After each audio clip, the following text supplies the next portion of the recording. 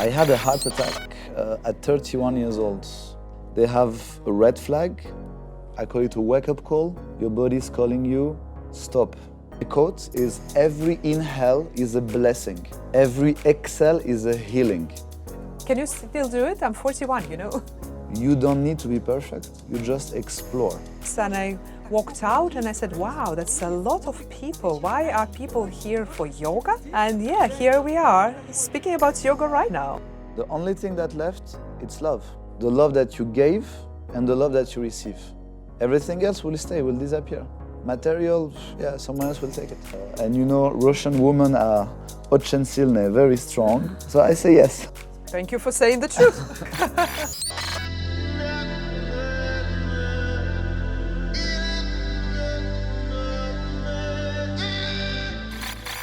Right, before we start, we can bring our fingers together. Bring it on your knees, yeah. Back straight. This is my first time. Yes, me too. You can close your eyes. Very good. And just keep your eyes closed. Закрой глаза. No?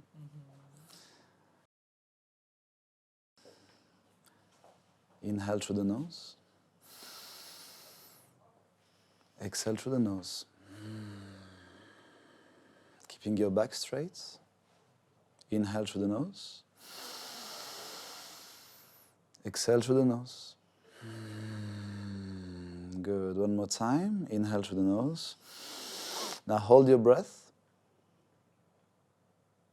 And slowly exhale. Long exhalation. In this exhalation, let go all the tensions, all the stress, all the fears, all the pain, all the guilt, all the sadness. Empty yourself. One more deep inhale through the nose. Hold.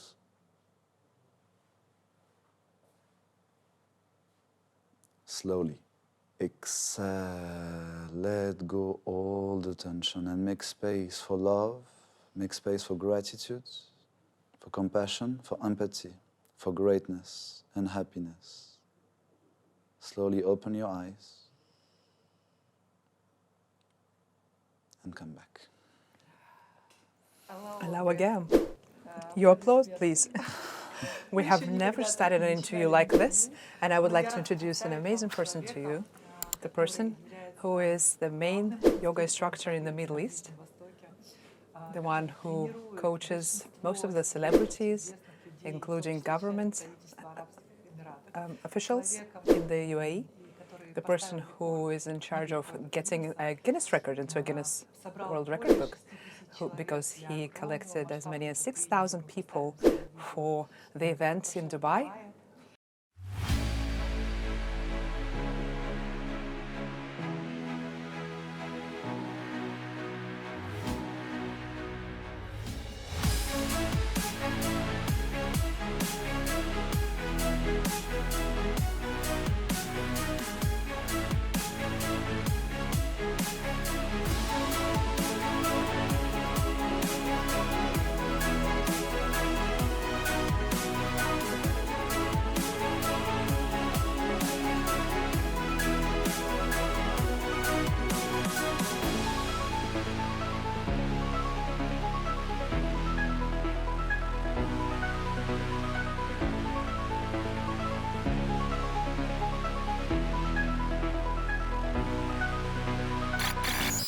I'm usually much more emotional when I start an interview with an active energy, and now, after this wonderful meditation, I want to just relax, and I feel the warmth that is coming from you, Allawah.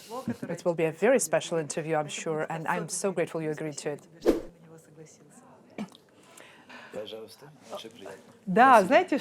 Simia, the girl who introduces amazing guests for our interviews, I said, I want the stars. Find us the best people in the Middle East and the Gulf. Just now I start finding out how close our trajectories are. Allawah's wife is Russian. She's from Pskov, and we'll talk about it later. And I think we've met because for you to make me fall in love with yoga, and I will do the same for Neurographics for you. I'm already in love. We have a different interview today. We will speak about yoga, we will do the drawings. I will have a lot of questions. So why are you dressed like that? What is that thing on your neck? And of course, your entrepreneurship, your life, and your Russian wife. Of course, a lot of questions. But first of all, I would like to say, so that we start drawings, I would like to tell you about the neurographics and the goal. Neurographics is a scientific method of working with your subconscious mind. It is a method where you work with your motor skills, which has connections with your neurons in your brain. And a Russian scientist, Pavel Peskarov, has come up with such a wonderful neurographic methods. Neurographics is a science which actually comes out of Carl Gustav Jung's book. He actually found out that symbols are much easier to understand for our subconscious mind than reading and writing. Symbols are much easier to understand compared to if you speak or write about it. Thanks to the neurographics, we can make anything possible. Maybe it's some goals that you have, maybe it's fears, maybe it's some panic attacks even, or some health issues, but it can also be regular goals, everyday goals. Maybe you want to have more money, or buy real estate, or just grow your business, anything. First of all, I would like to find out, what would you like to draw about? Do you have a goal? Preferably a measurable one too, so that we can check if your dream actually came true. The one that is you're stumbling upon at the moment, it's a bit difficult to achieve it for now. I've been working a lot the past few years offline. That means with being directly in contact with people. So to feel the energy of people. So my goal, what I would like to achieve in the coming years, is to do what I've been doing with thousands of people with me, with hundreds, thousands, and millions of people. So I would like to start reaching an online state that can allow me to influence, to inspire people through everything I've been doing here in Dubai for the rest of the world. That is perfect, because this is my goal as well. We have a mutual topic to discuss. Perfect. How would you like it? If you could put it in one word: development, media, publicity, scaling, breakthrough, one word. Scaling, I think, is good. Масштабирование. We take a piece of paper for now. All right. So write in the language you prefer. You have to write scaling. Okay.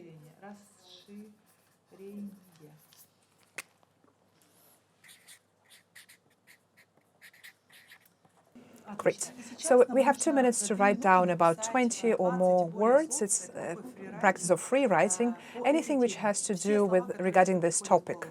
Even if you think they're maybe not necessarily connected, the most important thing is that you have to write the words, maybe negative ones as well, because you have to be honest with yourself and write the words that may be in your way. Maybe scary words as well. Verbs, nouns, adjectives, anything that have to do with the topic.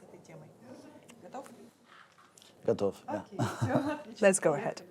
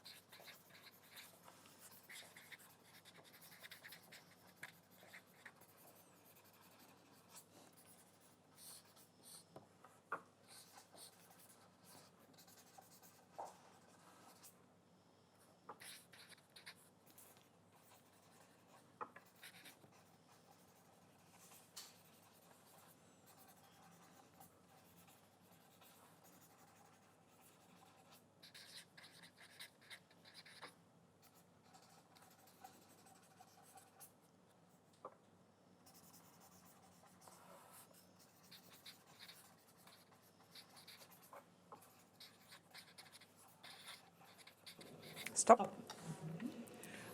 Maybe some more words. Well, I'm used to this, so I write very quickly. Would you want to add some more words, maybe? No, You place them so beautifully, though. Yeah. My dear friends, if this is your first time that you hear about neurographics and you would like to draw with us, you can have a look at the link in our show. You can pause this interview, check the rules, and come back and draw with us. I will show you some rules of neurographics, regular black markers, and let's draw the development algorithm. So what do? We draw the shape of ourself. It's a multi-shape. So any shape. It has to be connected, it has to be soft. So it's a little spot that you will later draw upon. So with these neurographic lines, we will have it intersecting and we will make it bigger. We are growing in every direction. So when you're doing that, we have written a goal, remember?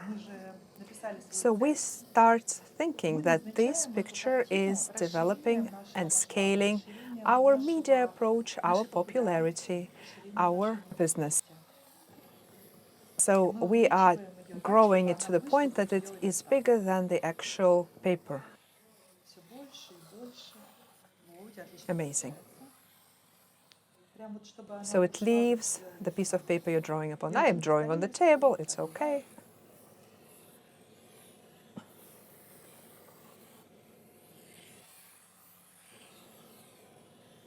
Amazing.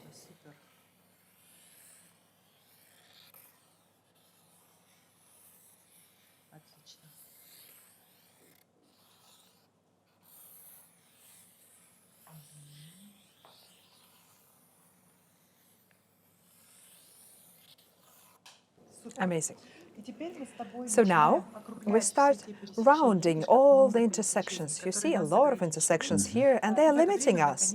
And this is exactly when we start chatting with you. First of all, I would like to say that you actually look like a Russian. It's quite clear for me that you should have a Russian wife. Where have you been born? Yeah, I feel very close from the Russian culture. And I've been working and practicing martial arts before yoga with Russian. That's very interesting. This is how I met my wife. You met your wife that way. Where were you born? Yes, I was born in Algeria, north of Africa, in Annaba. It's a city next to Tunisia. But my parents left Algeria. I was 2 years old. So I grew up in France until 20 years old, and then I moved to the US, and then I moved to China. So I get my MBA in China and my BBA in USA, in California. Then I came back to Paris, and then I came to Dubai 18 years ago now. 18 years ago. Tell me, how did you approach yoga? Because you were an entrepreneur before. I didn't approach yoga. Yoga approached me. I was an entrepreneur in Dubai for 10 years in cosmetics. Cosmetics? French cosmetics. 4 years. And after, I was a fashion designer. So I had my own brand for kids fashion designer, for 6 years. How interesting. Yeah, it was unusual. Things are usually coming to me. I didn't want to do that. It was opportunity that I seize and I explore. And it was doing very well. I had about 40 stores here in Dubai. 40? Yeah, it was a pretty big brand. You were a very good entrepreneur. Yeah, I am. I had a vision, I guess, because back in the days, kids' clothes was not very common. So this is what make it successful. We mix French style with Arab tradition. So it was very new. And it was very good. Business was very good, but very, very stressful. And I was neglecting my health. I was focusing too much on money, success, sales, and I forgot that I have a body that needs attention. Sounds like me. I think a lot of people, when they focus too much, they start, they have a red flag. I call it a wake-up call. Your body's calling you, stop. And how do you feel it? Stop. I had a heart attack at 31 years old. 31 years old. It's very, very young. Yeah, this is.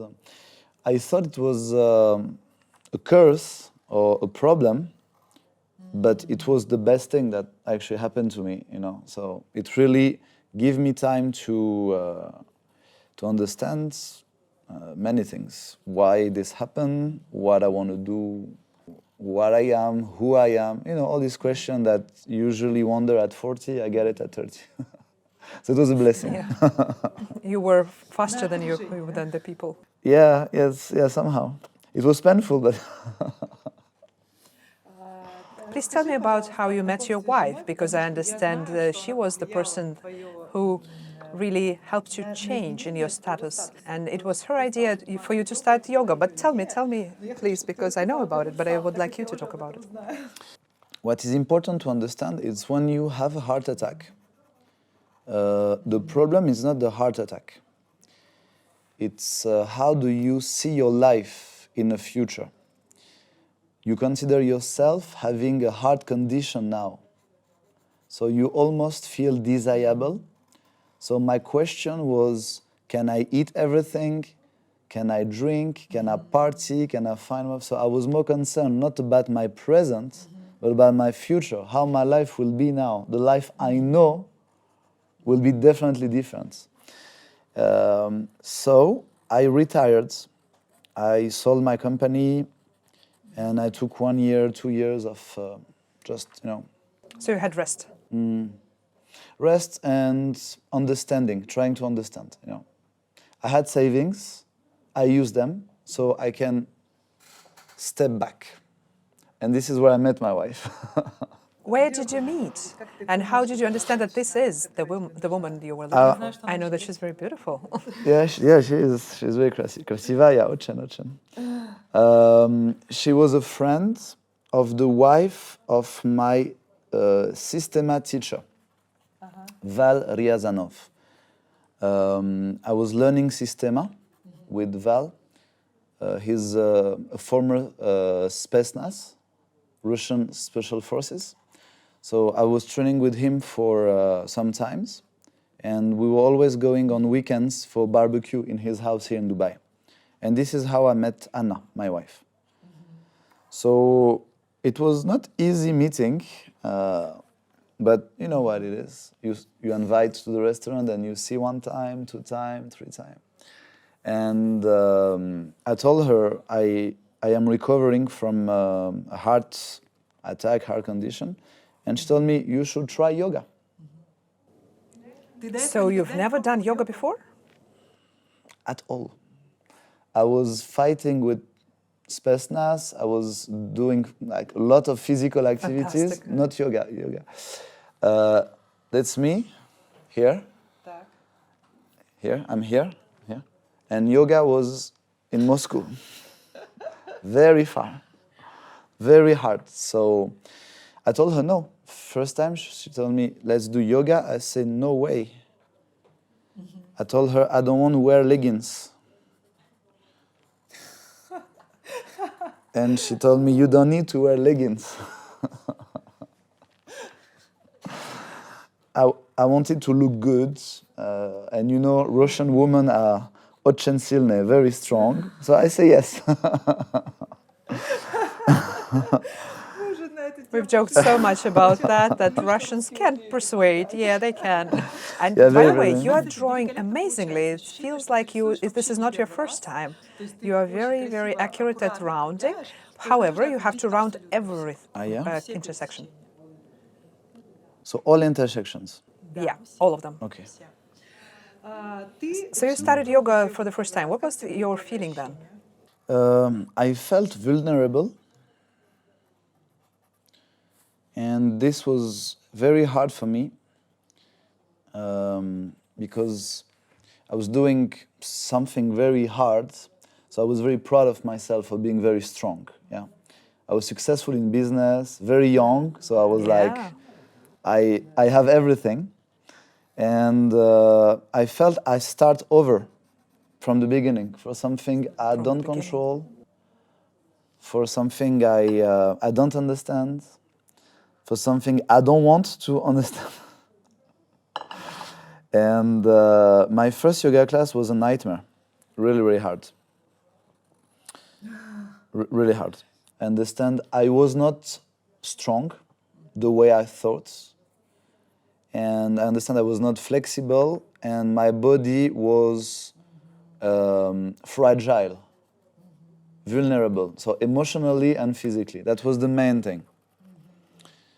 And because I didn't like to be like this, I went to one more class to prove to my wife that I'm strong.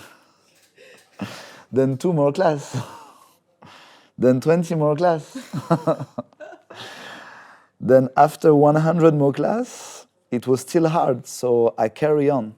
And that was my relationship with yoga. So it was difficult for you, even after 100 sessions? Yeah, very hard. It was very hard to accept that it was difficult. I was not gifted. Many people think you do something because you're gifted.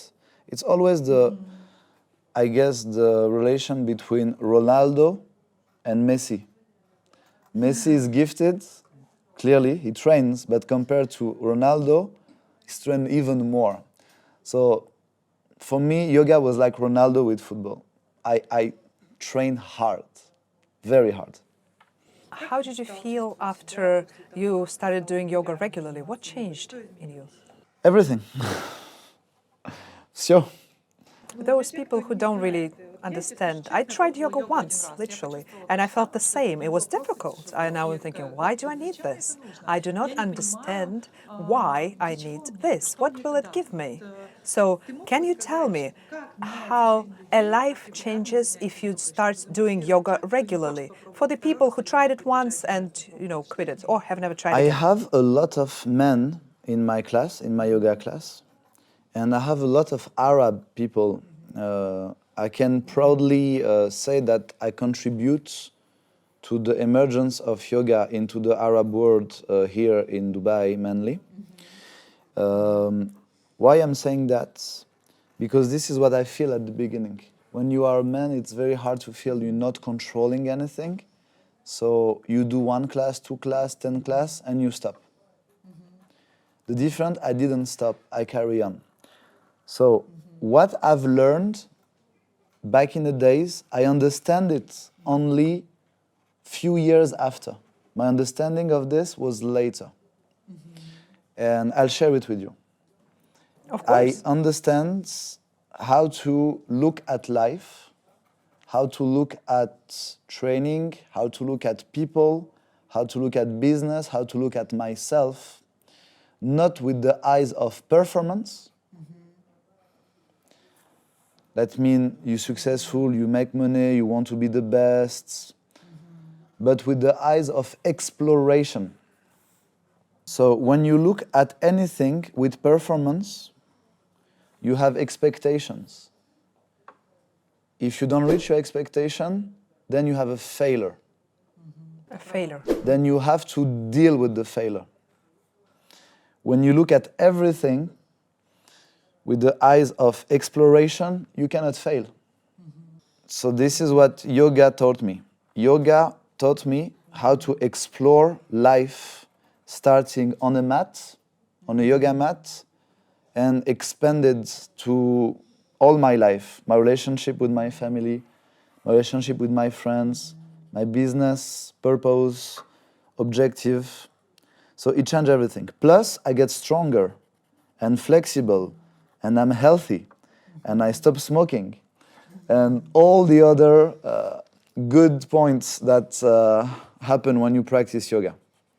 I don't have enough time to explain how it changed everything. But the vision, the perception of things was what was the most important things. Because it's not a technique, it's a principle. You can apply it to everything. When you win, when you lose, when you're tired, when you have energy, when you understand, when you don't. You don't need to be perfect, you just explore.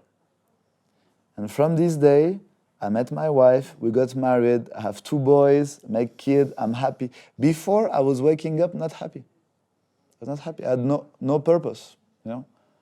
Now, my purpose is to explore, to learn, to share, and I'm very happy. So that's what's the difference with yoga. Yoga made me happy. That is amazing. I have a question that is probably of interest for many people who found their goal in life. How did you become a person that you are from a person who has never done yoga before? You are a coach to celebrities, famous entrepreneurs, really famous people. How did you do that? I am a businessman. So after my teacher training, when I've learned yoga, I decided, not at the beginning, but later, that maybe I can do yoga as a job, not just as a hobby. But it's very hard to have successful life and gain money, earn money with yoga. Because you cannot scale, and it takes 20 years to be known and famous. So I apply a marketing strategy, which is if I am not famous, I'm gonna associate myself to famous yoga teacher. So I invited many yoga teachers back in the day, 6, 7 years ago, to come to Dubai. That's very clever. Very easy. So first, I spent 1 week with them in Dubai here. So I learned from them very fast. What they learn in 5 years, I learn in 5 days, because I see them every day. So they give me tips, yeah. Plus, I go to all best place in Dubai, studio, hotel, say, we do workshop, do you want to host this celebrity? Say, yes. So then I put his picture and my picture, his name and my name, right? So then, for 1 week, every day on Instagram, hey, I'm with Allawah, hey, I'm with Allawah, hey, I'm with Allawah. Who is Allawah? So followers going up. So I create my brand with the support of other yoga brands. So I did it 5 times before COVID. I was promising money to the yoga instructor, $10,000, even if we have 2 people or 1,000 people. So I was taking a risk of investing. And after second and third yoga teacher, we were making much more money. So I was doing this for me to learn and have a name, but it became a business almost. Because we're doing big events and we're doing sponsorship. And so I was going to hotel and developer here, say, we want to do a yoga event, give us 100,000 dirham, and we bring people, we do everything. So then COVID. So lockdown, it was a blessing for me. I really like this. Why? Because I became famous in 2 years. But my yoga was not good. I didn't have time to practice and get famous, right? So once my name was known, I focused on my practice. So for 2 years, I was doing 4 to 6 hours of yoga every day. Every day? Every day. So I've learned flexibility, breathing, pranayama, handstands, everything. So people go like this. They practice 10 years, they teach 10 years, they get famous 20 years, they get there. I went all the way around. I got known, then I had to practice to back it up. And then you did it. That's so funny. Please tell me about breathing. I know that you pay a lot of attention to that. You think that breathing is very important. What do people need to know about breathing? If you stop breathing, you die. So if you breathe better, you live better. What does it mean, breathe better? Breathing, it's you are a neuron specialist and brain specialist. So breathing is very interesting because it's automatic. When you sleep, you breathe, you don't need to think about it. It's on subconscious. But you can control every breath. So it's the only thing when you can do both. You can let it in like functional AI, automatic, you know, and you can also control it. So my advice is to control exhalation. Inhalation is automatic. Exhalation is very controllable. In my book, I brought a book for you. Thank you. My mantra, my quote is, every inhale is a blessing. Every exhale is a healing. That's so beautiful. Thank you. Because when you inhale, if you inhale, that means you are alive. So you should prize this and be grateful to be alive and healthy and do what you like, yeah? I've been to the hospital. I've been breathing with machine. So I know how grateful I am now. I breathe by myself, yeah? Now every exhale is a healing. Because when you let go the air, you let go also tensions. You let go whatever is stuck inside the body, stuck inside the stomach, stuck inside the brain. You just have to decide. If you decide to let go stress, stress is going away. If you decide to go fears, guilt, sadness, whatever, you can decide to let it go. So I should decide for myself? It's your decision. Once you understand that, you don't get upset anymore, you don't feel sorry for yourself, you are less sick, you have... The positive thing is if your body is like a bag with water, and this is funny because this is like vibration, sound, going inside the body. So you can decide with your brain what vibration do you want inside. Do you want sadness, guilt? Do you want anger? Or do you want compassion, empathy, love, happiness, greatness? It's from everyone's decision. What's happened into your life after comes number two. Number one is you decide what you put inside your body. And you decide what you don't want inside your body. It's like food. So, exactly, food. So, breathing, it's the first food. That's why prana means life. Pranayama means the life into the body, the intake. So there is two movements, prana, in, and apana, what you let go. Prana, apana. The most important, apana. I give you an example.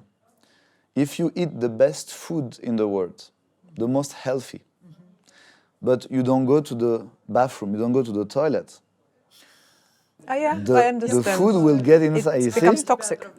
So if you eat not very good food, but you know how to let go, you will never be sick. So it's not the food that's matter. It's your ability to let go what you don't need anymore. And this is yoga. That is really an insight for me because I never thought about it. I always thought that if you have good food, it cannot be bad for you. But yes, you're right. It's such a wonderful point of view, this thing. Thank you. It's not from me. It's from yoga. Prana, apana. This is what you learn. This changes your life. You understand that you are very active into your happiness process, into your success process, into the relationship process. Everything comes in, goes out. You are in the middle to decide what you want to do with that. I want to talk with you regarding what you're wearing and what's this necklace of yours. I have one for you. That's so nice, thank you. It's called Rudraksha. It's a berry, more like a cherry, it's a fruit. who grows mainly in India and Nepal in a very high altitude. Mine is coming from the Everests, you know, the Himalaya. Yeah. This one is very old. This one has more than 200 years old. More than 200 years? Yeah. It's So very, it very dries old. up like that, and it looks like this. Yeah. When it's dry, after a few time, it gets fossilized, you know, like dinosaurs, you know, inside the rock. So it turns almost into a stone. That's why it's very, sorry. So this one is more fresh. You can find on internet Rudraksha, but 90%, maybe more, it's made of plastic. So it's very hard to find real one. And I have real one for you. So it will protect your health and protect your stability. This is a 5 mukhi and 6 mukhi Rudraksha. It gives health, mental health, emotional health, and stability. So use it when you meditate. You can use it as a mala. You can use it also just to protect yourself and make sure that whatever is inside here is protected. Your heart, your lungs, throat chakra, all the aligned chakra. It's very powerful. They call it in the Hinduism religion the tears of Shiva. And if you look at all the representation of God Shiva, he's full of Rudraksha malas. So it has a spiritual meaning, it has a healthy function and a meditative, and it looks cool. Exactly, cool. Yeah. Thank you so much. It will be a pleasure. Do I have to wear it all the time, or just sometimes for meditation, or why? Maybe while I'll draw, I'll wear one. Yeah, try. You will develop your own relationship with your Rudraksha. So you will keep it until the end of your life. And the more you keep, after when you're going to give it to someone, you'll give also a piece of you. I'll give it as a gift. Oh, wow.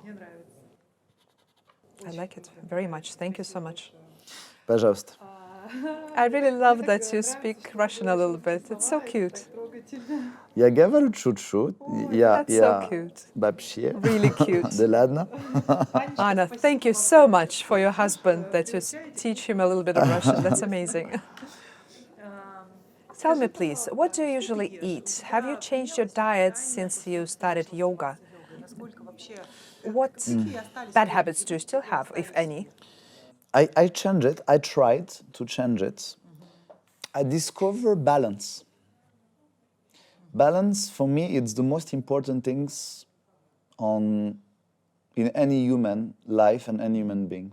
So I'm eating a balanced diet. We say balance, it's the half of control and half of surrender.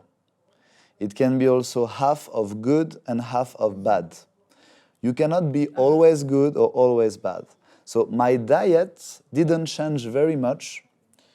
It's the way I understand what I eat or what I drink that changed. My understanding of nutrition changed, but what I eat is the same. I love Russian food. Really? Plov, borscht, it's like pelmeni. That's our guy. And I love to go to Russia because the food is natural there, and you can feel the difference. When I stay 2-3 months in Pskov, when I go to Peter, I can feel. I love buckwheat. Griyechka, it's my favorite. Buckwheat, oh yeah. It's very good. Very tasty and very healthy. And also very healthy. My work is to help people solving this problem, like you do. I use yoga, you use drawing and neuroscience. And so we always think that people who heal others don't need to heal as well. But everyone needs to heal. So I also have yoga teachers, so I also train yoga. So I think it's a part of it. So maybe I have problems I don't even know, maybe. But actually, you're doing really well. Great rounded. Спасибо, thank you. Please tell me about the moment of the time that you started promoting yourself as an entrepreneur And you also found your mission. When you started conjoining the two, how quickly did the Arab world accept you? I'm very interested in that because I am on the same track at the moment. I need some feedback. You are a well-known yoga instructor here. You're #1. I am an instructor as well, just in Neurographics. We are colleagues, just in different industries. Yeah, I guess the most important is to stay true to yourself.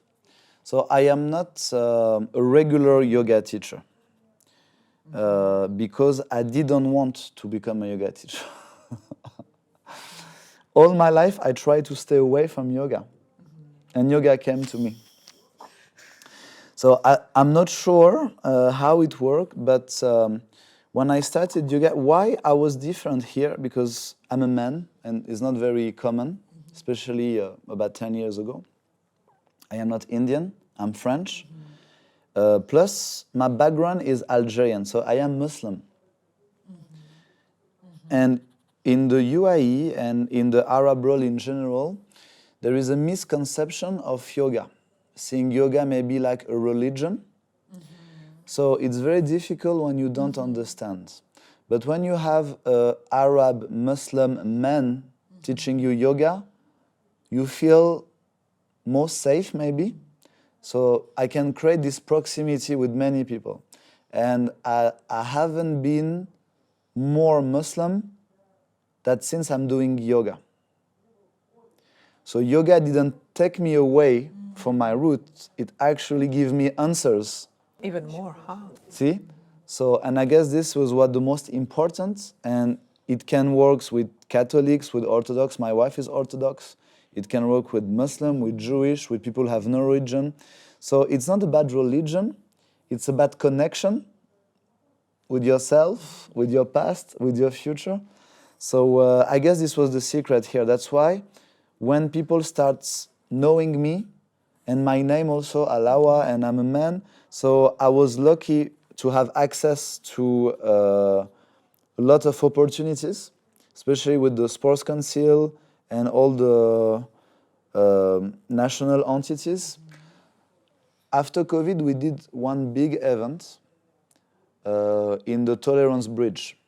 So, I actually wanted to ask about it. Please, tell me about it. That was amazing because for the first time we closed a road, a bridge, and we did a stage in the middle. And we had like 70 influencers and 70 influencers on each side. Amazing. To promote the tolerance, the day of the Tolerance Day. So I guess Dubai, it's a very good place for that, for tolerance. It's a safe place for everyone, regardless. I agree. So yeah, I think I was at the right time, at the right place, with the right people. So yeah. Do you believe in luck? That's a very interesting question. I don't know. Do you think it all happened just by how it did, or did you create it yourself? If you want my honest answer, we are here for 3 days speaking about it. But I believe it's a mix of everything. It's a balance between your destiny, your karma, that means your past. Karma can be seen as the DNA. You are who you are because of your parents, grandparents. So that means you didn't come from nowhere. You have a culture, lineage. I guess there is an amount of decision that we can take every day that can change our life. This is not luck. But I guess there is destiny to be achieved. So if I give you a very simple example, I believe the book of life, of everyone's life, it's already written. You can change the punctuation of the book. That means if it's written, today I am happy, you can do today I am happy, or with the big T, today I am happy, or you can do today I am happy. So you can choose the perception of your life. So for that, you don't need to modify your life.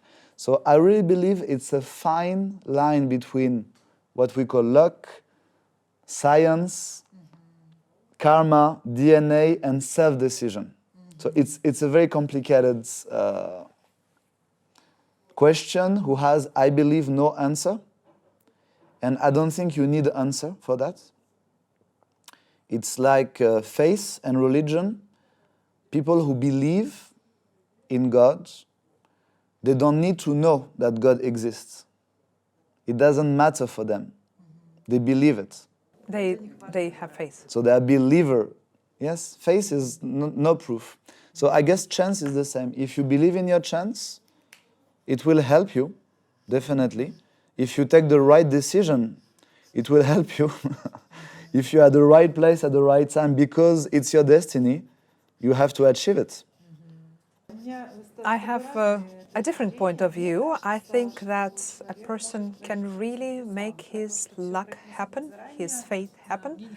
I do not want to believe that it's all already written for me. I really want to think that I can form any reality I want with my actions. However, the punctuation is a great idea, yes, because we absolutely set the mood of every day. I agree with that a lot, and I didn't really think about it much before, honestly.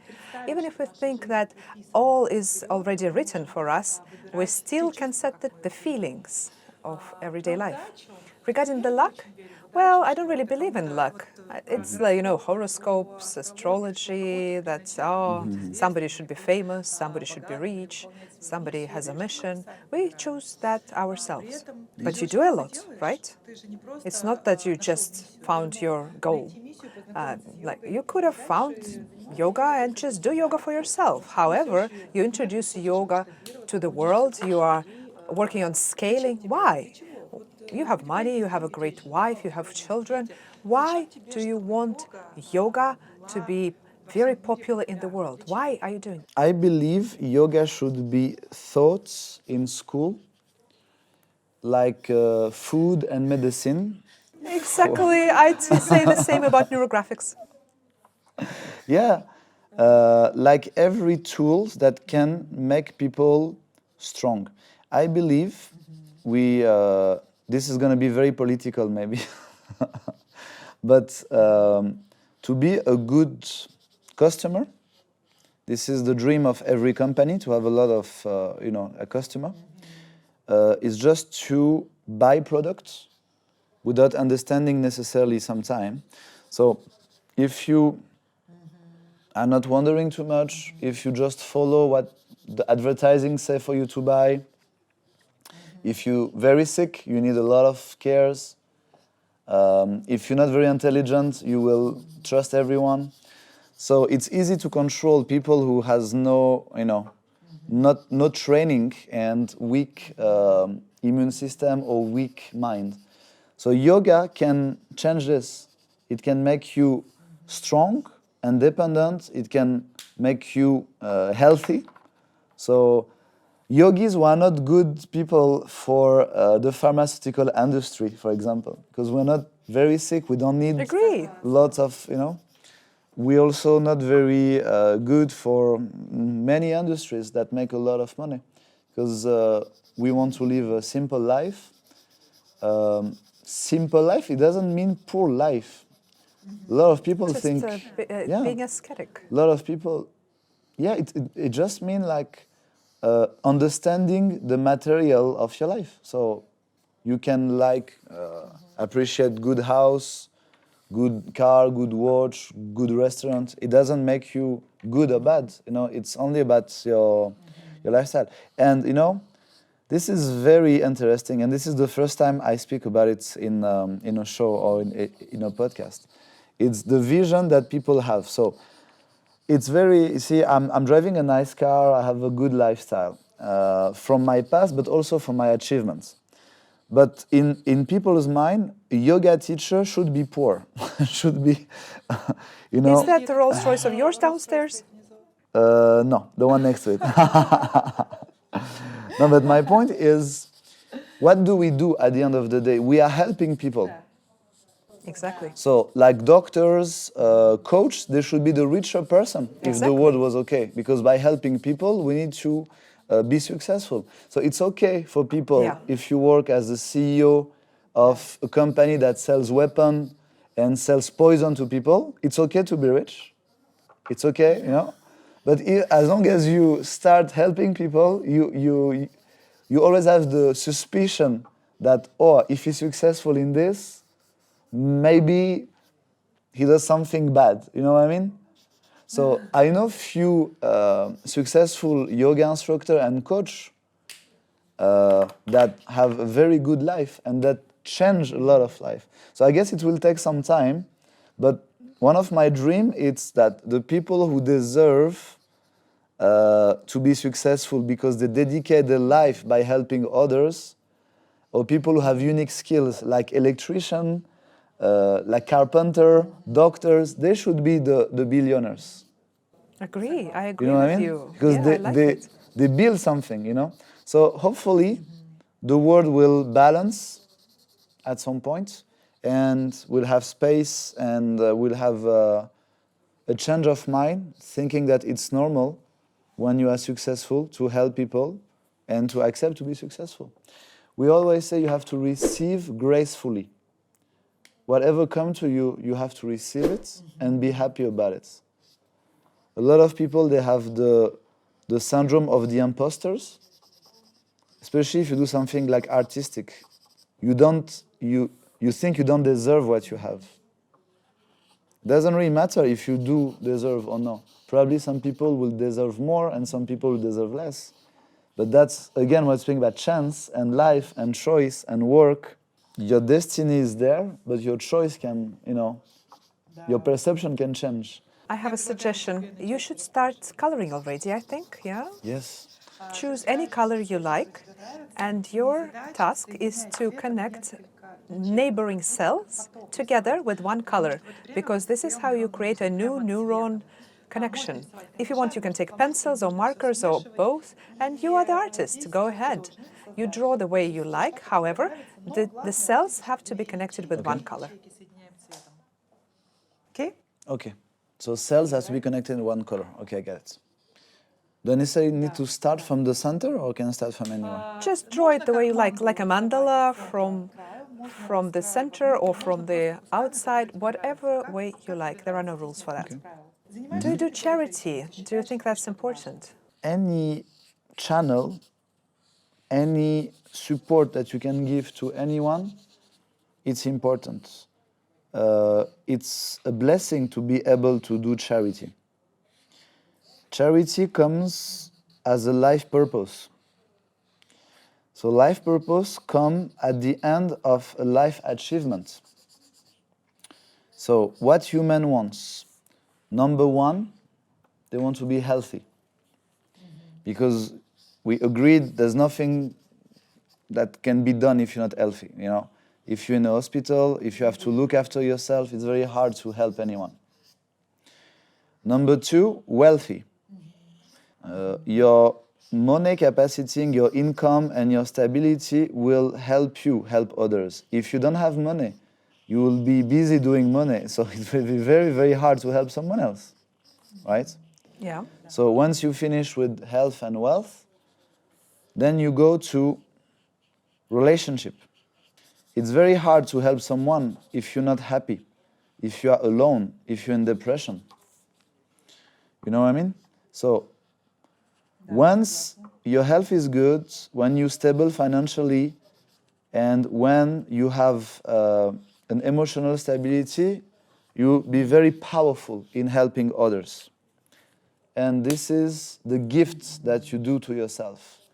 Every day you have to serve someone. You have to do something for people.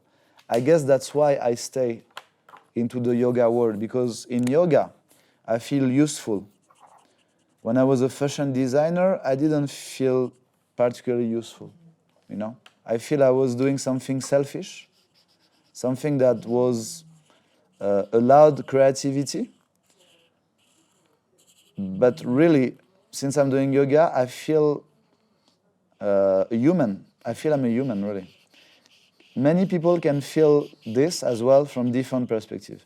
And helping people, charity, doing humanitarian support, it's extremely important. But I really believe you have to do it when you're ready. when you're ready for it, yeah? Yeah, it's very hard to help someone if you need also help a lot. So it has to do with balance again. You are speaking so nicely. Which chakra is that? Number 5, yeah? When the voice is so nice that The it's throats. calming, it's full of meaning. I really want to listen to you. I'm drawing like I'm in a trance, you know. I'm listening to Russian and English at the same time, and I feel like I'm in a trance, you know. Quite unique, honestly. Thank you so much. You come to my yoga class I at really Bourgeois would Arab, like to and do I that. sing sometime. I'm singing mantras at the end of the class. And sometimes people Really? cry. Actually, world is quite unique, you know. A couple of weeks ago, maybe you confirm that as well, maybe me. I was in a hotel which is called Kempinski on the Palm. With my husband and my children. I was on vacation and I was at the breakfast and I see that there's going to be an amazing event. There are yoga mats, there's a gong there. I'm not sure if it was your event or somebody else's. I had my coffee at breakfast and I walked out and I said, wow, that's a lot of people. Why are people here for yoga? And yeah, here we are speaking about yoga right now. In this place. Exactly, yeah. So that was me. Amazing. This is the Kempinski, yeah. Exactly. Yeah. Here. Yeah. We were there for a week. It was a little holiday for us. Of course, I didn't go, as I've said. I am not a fan of yoga. Yeah. I was just amazed at how many people were there for this event. The hotel is big, yes. And you don't notice the people are there. It looks like everything is empty. And suddenly there are so many people there. Must have arrived from the whole city. This is what I love in Dubai. It's we thought Dubai was a very superficial city because it have been created very fast and it's very new city. But because very old people came to Dubai, when I say old, it's not the age, it's successful people with wisdom, with life experience. It's actually becoming one of the most spiritual place I've seen in the world. Like you can meet here people extremely deep and extremely intense. So that's why usually yoga classes, and this is what I like the most, is to do big events. It actually allowed people to access to yoga in an entertaining way. So sometimes they don't come for yoga, they come for the concert, they come for the vibe, communication, and then exactly, and then they understand yoga. So this is what I love about Dubai. It's a real mix between very strong, expert, spiritual people and people who need yoga but don't know yet, like I was, you know, it was my case before. So please next time join us. It would be my pleasure. I have heard that about Dubai, as you've mentioned. Yeah, I have Emirates ID. I bought some real estate here. I love Dubai, and when I hear that it's Barbie world, you know, that it's a very fake city, I'm very annoyed at that because I consider that a beautiful, safe, fashionable city. I'm very comfortable here. Yeah, it's safe. It's new. It's new in a good way of new. That means starting from scratch without doing the mistake of all the country, and definitely having some elite people from other countries coming to Dubai. So it's like, I don't know, maybe Monaco or Singapore, or it's a very special place. And it's even more special because it's the center of the world, because we are in the center of the world. Exactly. Europe, north, Africa to the left, Russia and Asia to the right. So, and like India, you know, so it's a very particular space. We are in the center of land. All the other countries have a lot of neighbors. We have all the neighbors. And you see, it's funny because I say we, even if I'm not like Emirati, but I've been here for 20 years, so this is the place I call home now. 20 years is a lot. Yeah, 18 exactly, almost 20. Do you have any online programs for people who cannot go to your masterclass in Dubai? I will. This is what I'm working on, 2024. So whoever is interested, so if you are in Dubai, of course you can come to Burj Arab. I have my classes there. For the moment, online session, one-to-one, because I like to know the people, and I like to take time. And I am working on scaling it. This was the first word that came to my mind, because I guess this is That's exactly what we're drawing now. So this is what I'm trying to do. I'm trying to spread the benefits that yoga had for me to people that I will maybe never meet in real life. So still they can have the benefit of it, so they don't need me to be with them. For Neurographics, I worked with more than 500,000 people because it's online. So when you start working online and show what you do with yoga, this scaling will just really be a big wave for you in the best way. I will follow your example. Please tell me, how old are your kids and what do you teach them? I'm quite interested to see how kids are raised in different countries.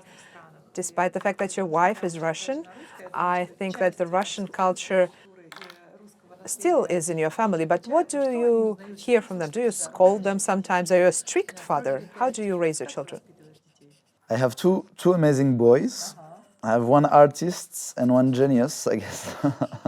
One is very sensitive. One is, I would say, more of a thinker. My kids are Russian, like really, from the look, from the language. But they are yogis. They do handstand, both of them. They're 5 and 3 years old. I'll show you a picture. Sometimes they sit with legs crossed and they do. So they. That's so cool. Start to copy what me and Anna so the are same doing. As parents, right? Exactly. So now they don't really understand, maybe, but I guess step by step, this will create a benefits for them.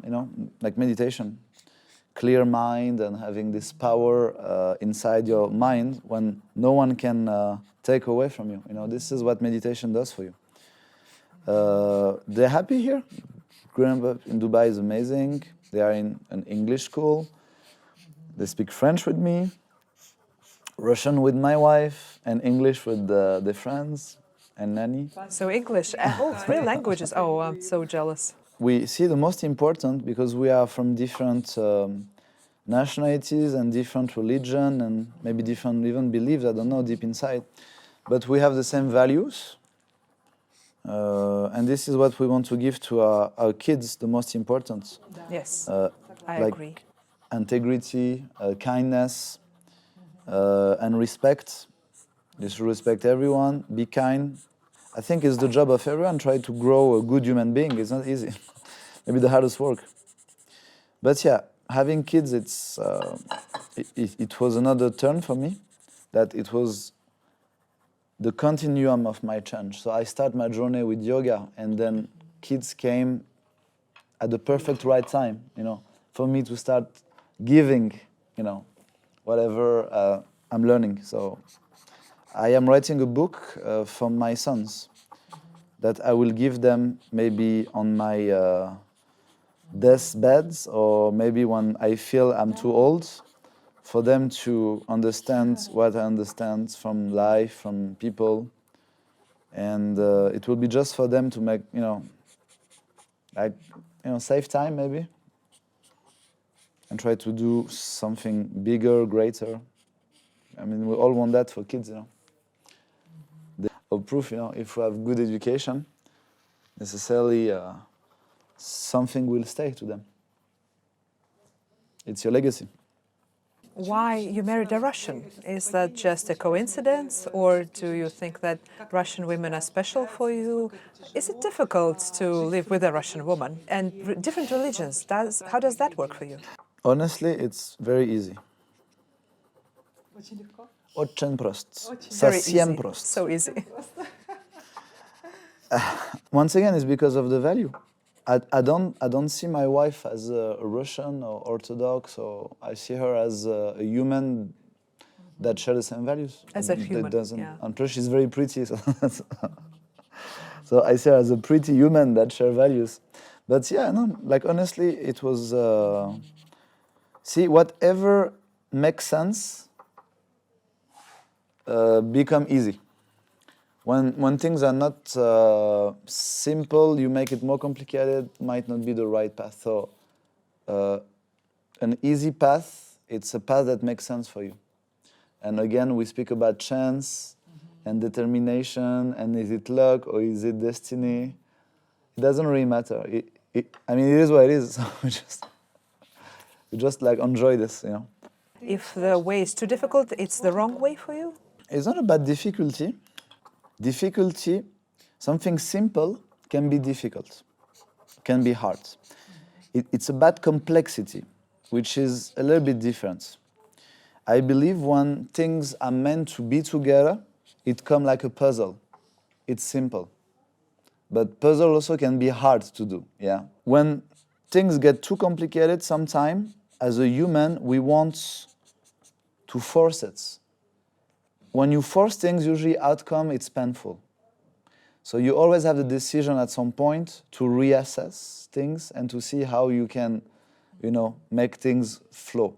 So flow is a very important word in yoga because this is the objective of yoga. We want the blood to flow. We want the movement to flow. We want the energy to flow. We don't want the energy, for example, to stop. If it stops, it can create damages. If it flows, it creates another size of energy. So I believe things that meant to be together should be simple. Doesn't mean easy, it means simple. I remembered the question I wanted to ask you. Are there any books that really changed your life, your mind, and the ones that you would advise us to read? Rich Dad Poor Dad, interesting book, especially for the business vision of how you get your income, you know, active, passive, if you're an employee, or if you are a freelance, or if you are a business owner, or if you are an investor. The book that I like and then really were inspiring are very old books. You know, I'm not a big fan of the new writers, you know, like all you can, Tony Robbins, Joe Dispenza. I mean, like I'm sure, I mean, I listened to the podcast, I looked at the video. I haven't really dig deep into those books. I usually like classic book.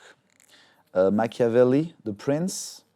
It's one of the most inspiring book. I like the Greek writer, I like the French writer. I like Russian writer as well. It's people who are dead. I don't think I have read many books that people are still alive somehow. Like Italian Renaissance, it's very strong, and like antiques book, you know, the things to, I mean, the wisdom for me somehow needs maturity. So when you have years and centuries to digest the ideas, it's funny because whatever they was saying in the 10th century is applying today. Yeah, I agree. It works Whatever, now. Yeah, I mean, this is incredible. So I love to see what they was thinking back in the days, then it's actually exactly the same today. So you wonder if the world is really changing, or, you know, don't know if that makes sense, you know. I feel closer to the things are the old same, book. Yeah. Yeah. Remember that you don't have to color everything. You can color the parts you want and leave some spots white, but you have to like the drawing. You have to think, yeah, I understand that as soon as I ask questions, you stop drawing, so yeah, let's draw. You know why? Because I am focusing. Yeah, I know. I'm focusing on this. It's not. It's the first time I do this, so I have to, you know, feel it. You know, I have to feel what it means to me. You know. How do you feel about, you know, in Russian we call it deficit syndrome, when people cannot focus on one task So they're trying to watch a movie and they start to view their social networks at the same time.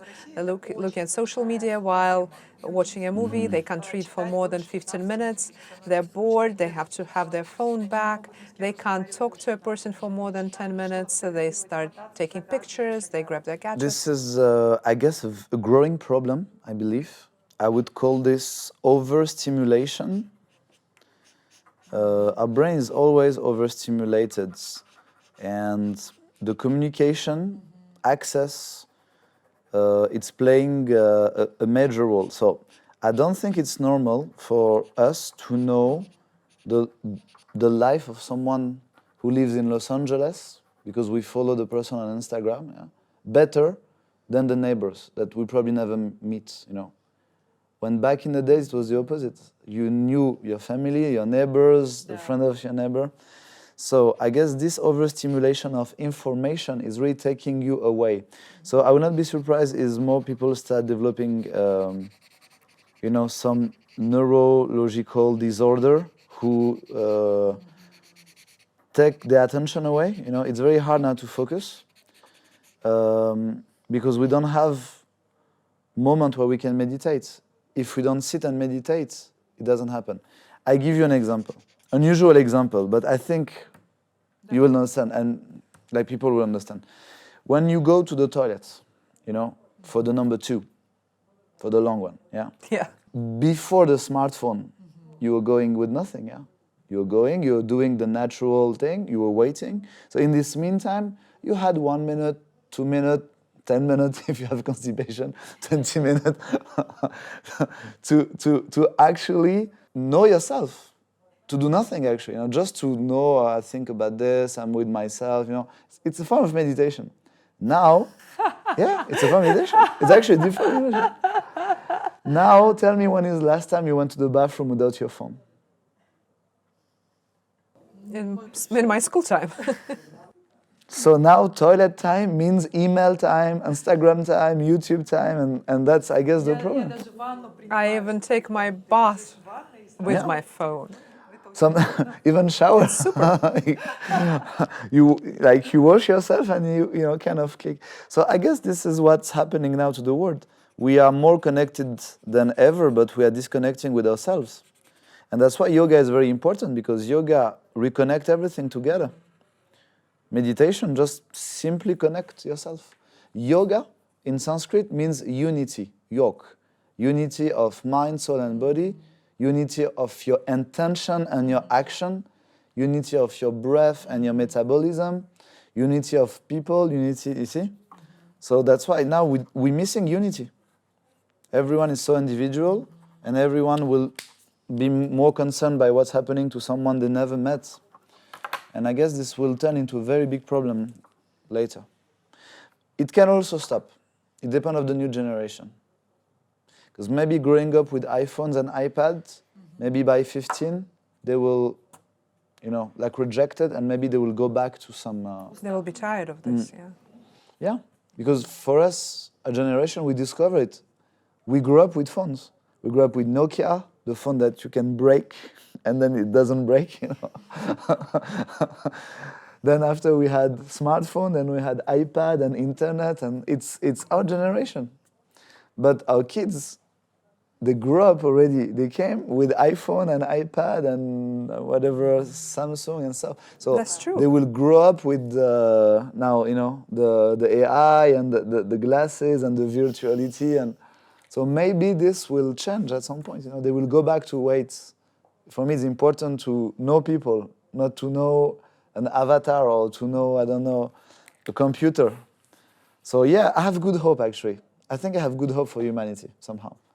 I think people will fed up because of yoga. Start yoga tomorrow. No, it's very interesting question. I help a lot of people with this type of disorders just by breathing. You see, when you breathe, you focus on your breath. So then you learn how to focus on one task. It's as easy as it is. So it's very hard for you to focus. See, that's why when I do this, I kind of focusing because it's a meditation for me. That's why every time you talk to me, I'm talking to... I'm so sorry. One question that I had to, it's very important. Yes. I tried meditation to calm down, to breathe, but I don't do it very often. But what I do is visualization, is when you are just relaxing and you are trying to envision what your future is going to be. What is the difference between visualization and meditation altogether? Do you believe that visualization works? Does it help make the dreams come true? Do you do that yourself? My understanding of meditation, because I guess we can understand it in a different way, yeah. For me, meditation, I would say, is the art of doing nothing. And this is the hardest things for human. It's very hard to do nothing. Yeah, I agree. So do is hard. Now think is even harder. So how can you think about nothing? Think about like what I'm gonna eat tonight, or have this email to reply, or by distracting your mind. So we call the mind the monkey. It's like the young monkey, very excited. There is a butterfly. There is something. See this? Da, da, da. So we give the red ball to the monkey. The red ball is the breath. So just when you want to cool down your mind, you focus on I inhale, I exhale. I inhale, I exhale. Just like this, but you have to voice it, you have to say it. If you don't say it, then the monkey will start thinking about holidays. It will jump around, yeah. So that's the thing. So now visualization, it's a form of meditation. Instead of giving the red ball or using the breath as a tool, you project something. So it's a good mix between visualization of your mind and practicing focus, because you have to focus on this. So yeah, I believe we live in a world of abundance, and meditation can give you access to manifestations. And if you visualize every day something, it might happen actually. Like Jim Carrey, you know that? You know the story when he's shine and shine. I believe there is many examples like that every day. Do I need to write it down? Do you need to visualize it? I think it serves different purpose. My meditation, I do it not to visualize. I do it to quiet my mind. Why? Because when you quiet your mind, you are in the present moment. So the only place where you can find serenity and peace of mind is the present moment. So your body and your soul, which is trapped inside your body, are following the present moment. See, I say the word present, it's already past now. Just keep on moving forward, you keep on flowing, yeah? But your mind is very powerful, and your mind can decide to stay in the past or to think about the future, right? So if your mind stays in the past, usually you think about negative things. You have regrets. I should have, I could have, I didn't do it the right way, right? So regrets will create sadness. Sadness will go from your mind to your belly. It's turned into an emotion. A long time of sadness creates depression. What is depression? It's someone who's lost in the past. So this is your soul and your body moving forwards. This is your mind. Your mind stays stuck here. So your soul and your body keep moving forward, but your mind stays stuck. So the longer distance, the bigger is the depression. And if your mind thinks about the future, will be the same thing with anxiety. See? No one knows what will be in 5 minutes, in 1 hour, in 1 week. No one knows. So whatever you visualize, it's a hope. Whatever you think, it's a fantasy. It's illusion. We call it gunas in the yogic science. This will create fears, because if something negative happens, how I'm going to pay my rent, how I'm going to buy this, how I'm going to... It starts creating, deep fear, panic, and this will be a source of anxiety. So meditation for me is the only place where you can keep your mind along with your soul and your body. So the only place you can be happy, away from depression and regrets, away from fears and anxiety, anticipation. So visualization is something else. It's a technique. It's a mind technique. I had an experience once where me and my friend, Mr. Piskarov, he was the one who was doing a training for us. It was a retreat of silence for 3 days. We were silent for 16 hours together. It was very weird for us, if you could call it that way. We were in a room. It was a small house in the forest. And we were sitting there for hours, silent, tried to not think about anything. And when we were separating, we were not supposed to talk to each other either. So we wrote to each other. We tried not to laugh. It was so difficult. Another thing which was difficult, it was interesting. We did that to grow in our business, and in a couple of months, we have probably done our best month in the history of the project. Do you think it's a coincidence? When we are silent, do we breathe more energy? Honestly, I don't know. Thank you for saying the truth. No, it could be. I think, once again, is your perception. If you believe this is the cause, then it will be the cause. So if you do it again, maybe it will come again. You see, the same cause give the same consequences. It's up to us. A lot of people give recipe, how to manifest, how to be rich, how to be famous, how to be.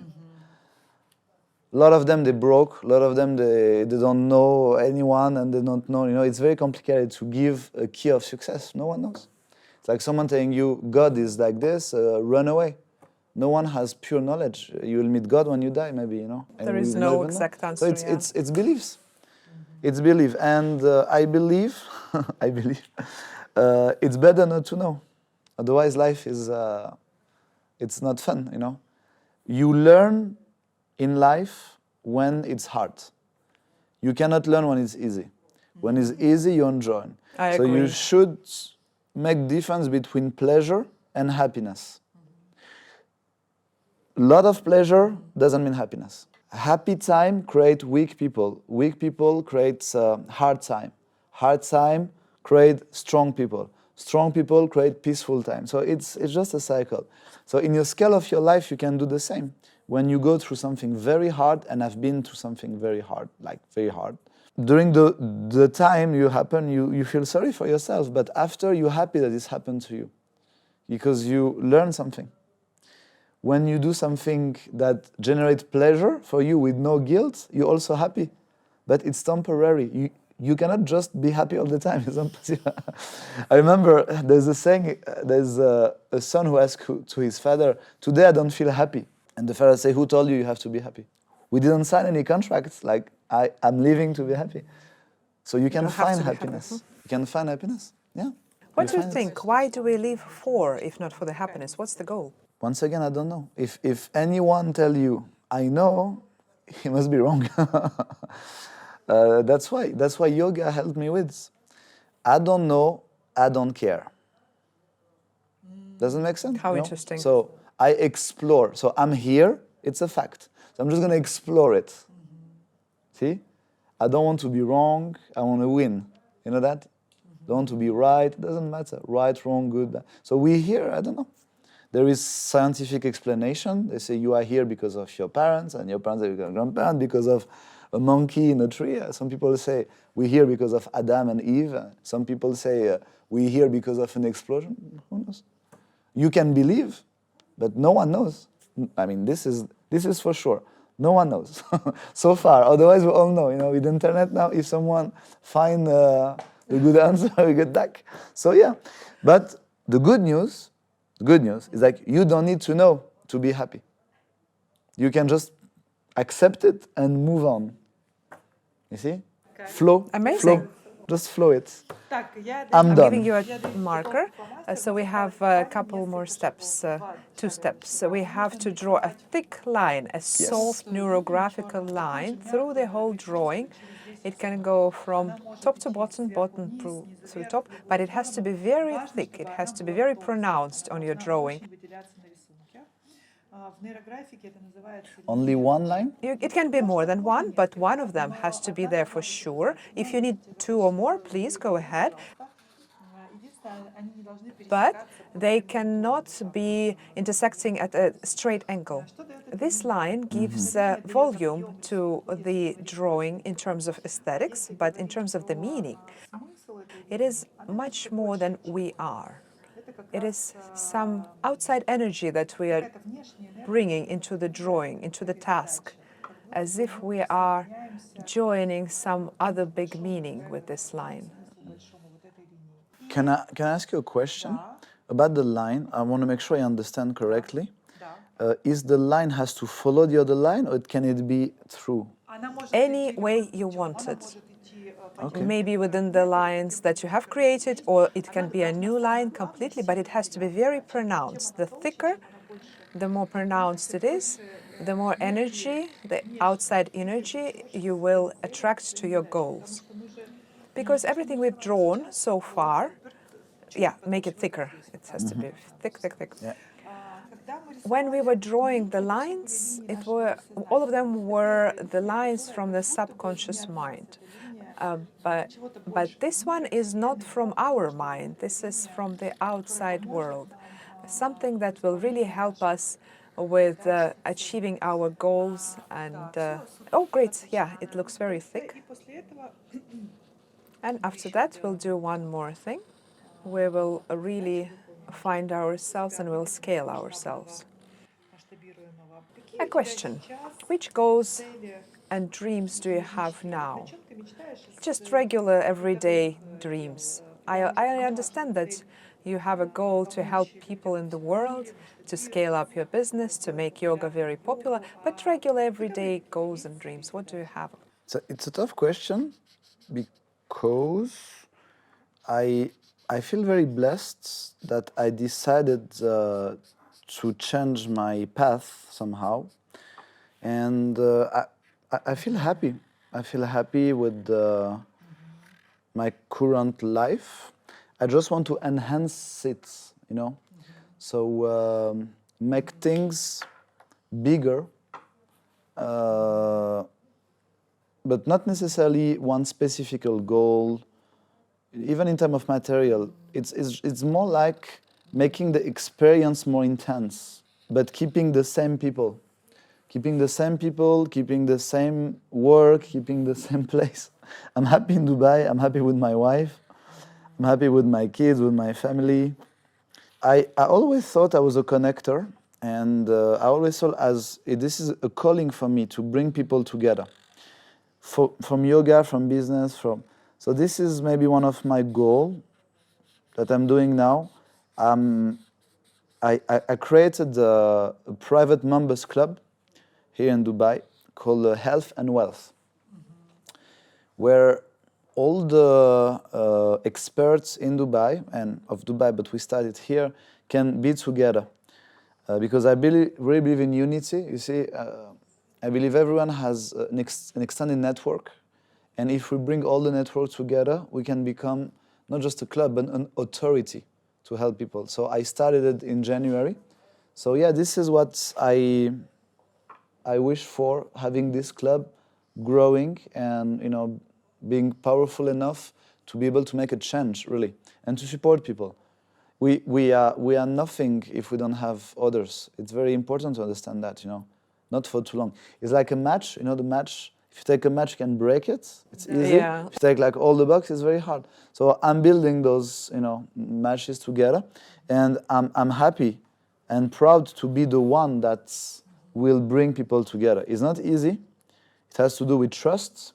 It has to do with experience, because if people don't trust you, you cannot create a safe space for us. But this is what I'm doing now. I'm creating a safe space for people to develop themselves so they can actually develop others.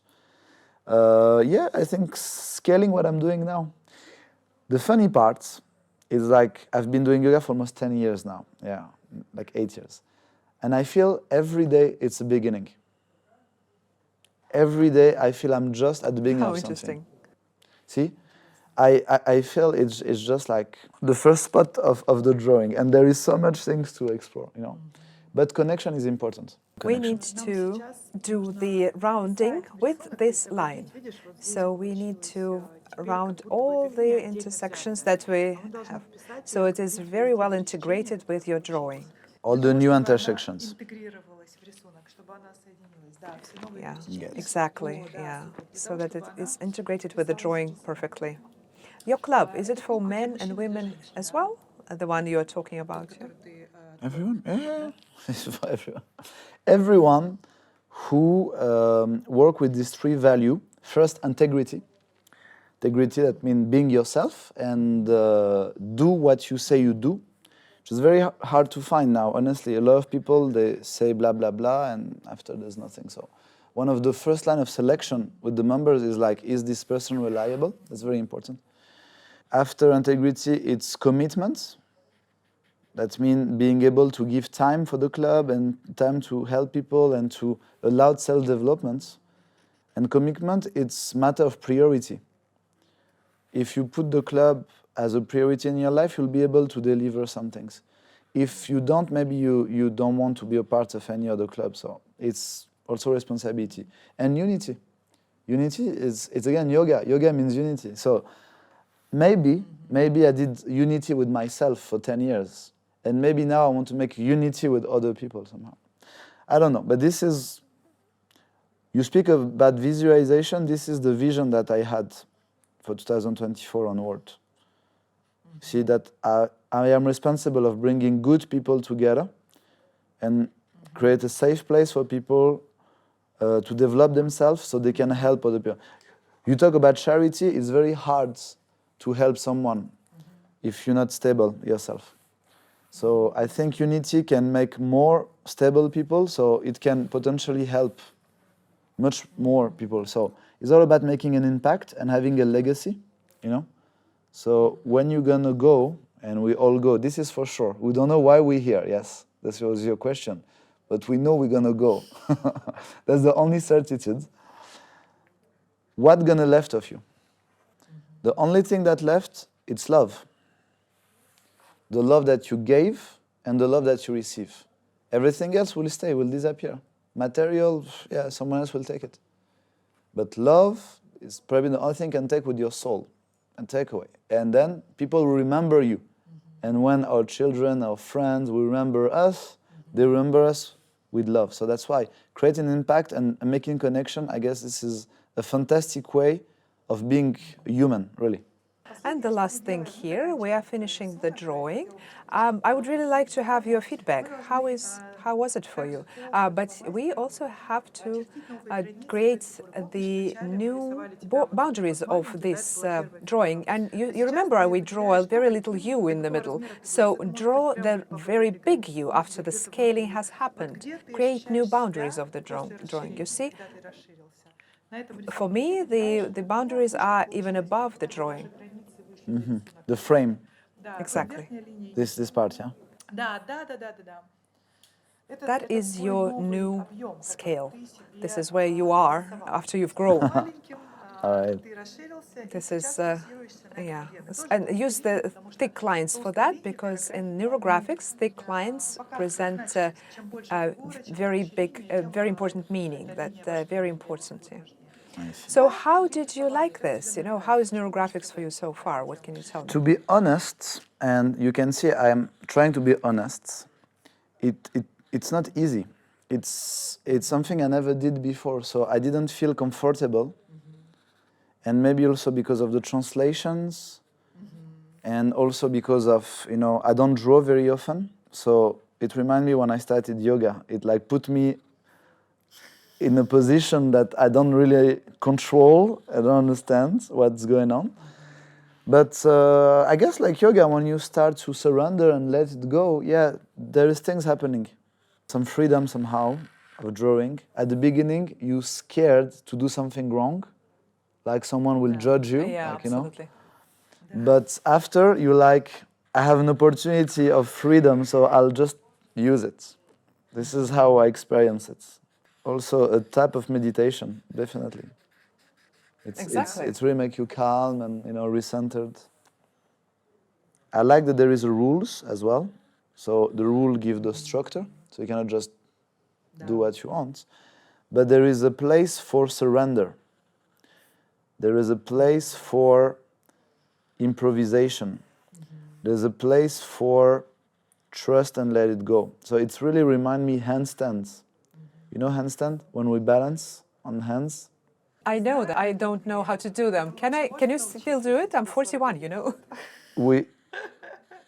we start your class tomorrow at 8 a.m. By the way, I am absolutely free at 8 a.m. tomorrow. I'll be very glad to join. Will it be difficult? I can teach you handstands. Okay. In few days. That's something important I want to share with the viewer. It's very easy to not be honest, to lie to ourselves, even if we don't want to, yeah? Because our personality, our character will end up creating an image, especially if you have a public image, you know. There is few things in life that I've seen, experienced, that you cannot lie to yourself. The first thing is fighting. See, when I was training with the Spetsnaz and we're doing Sistema, or when someone wants to steal something from you from the street, this person doesn't care who you are, what you did. Doesn't care if you train martial art for 20 years, black belt of I don't know what. You know. What's matter is like there's an attack, so you have to reply to that. There's someone who wants to punch you, so it's between his punch and your face. So whatever illusion you've been living in, this is a hard knock. It's something that you have to face. The second thing is arm balancing, handstand. If you don't balance, you fall. So balancing is between you and your focus. So you cannot lie to yourself, like, I'm balancing, but no. Either you balance, either you don't. So what does it take for you to balance? Control and surrender. 50-50. 49-51 doesn't work. Doesn't work. 51-49 doesn't work. So it's very accurate. So this is the two things. That's why meditation, it's very important, especially when you do some physical activities, because it's really make things real. It's not just you sit with the tea and you and nothing really happened. You don't know, maybe it's happening, maybe it's not. Handstand, it's happening. If you balance, that means it's happening. See? So I think it's very important for human to do real things. And it's linked to the conversation with phones and internet. And I guess it's important to keep things real for yourself, to train, to eat healthy, to travel, to go walk in a forest, to try new things, you know. Because if you don't try new things, you stay in your ignorance. You know what's ignorance? Your comfort zone is ignorance. There's no knowledge, you know. After comfort zone, then you have the learning zone. This is how you can learn anything you need to learn at this stage. So this is, for me, was a learning, because I'm completely out of my comfort zone. Thank you so much. That was so interesting, so different. Thank you so much. And I was really pleased to be drawing with you. I really hope that I can make it to the class tomorrow at 8 a.m. And I will Definitely. be really dealing with your teaching tomorrow. I am leaving for another country in the afternoon, but I would love to join you for the class in the morning. Thank you so much. I will list your social networks in the list down under the video, so you can subscribe and follow and like and ask you questions. We would be very happy to see your comments and the insights that sparked with this interview. Thank you so much. Спасибо большое. Очень приятно, really. And thank you. Спасибо for this.